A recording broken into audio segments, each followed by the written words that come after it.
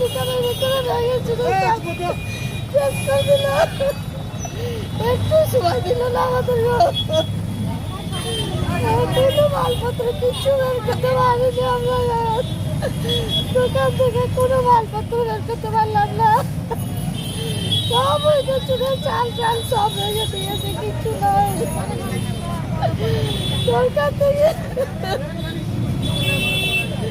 আমার সব শেষ হয়ে গেল, আমি আর পারছি না, আমি আর পারছি না। একটু সময় দিল না, সব ভেঙে চুরমার করে দিল। এক দোকানির কান্নায় কতটা মানবিক প্রশাসন, তার উদাহরণ রামপুরহাট।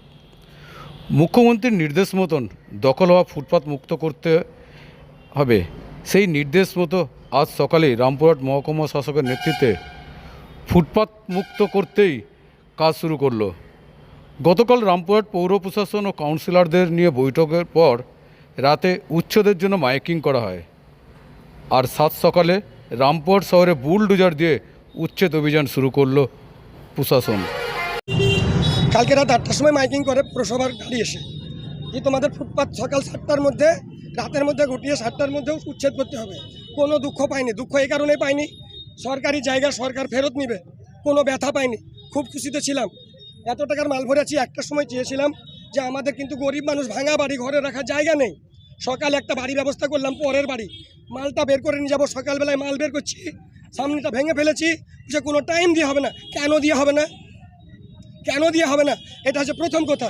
দ্বিতীয় হচ্ছে বাজার হচ্ছে ভারসালায় জাম, ছোট বাজারে জাম, পাঁচ মাথায় জাম, কামারপট্টি জাম, সেগুলো থেকে গেল।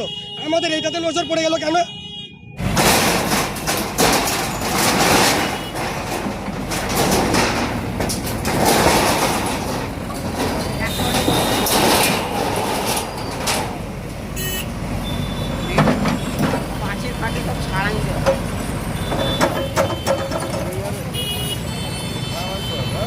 একটাই বিষয় দেখা হচ্ছে illegal structure, illegal encroachment. Public against কিছু নেই, আমরা যে ব্যবসায় করছে ওর আগেনস্ট নেই। আমরা ব্যবসায় করতে দেবো, সাইড করতে দেবো, হকার্সগুলো করতে দেবে।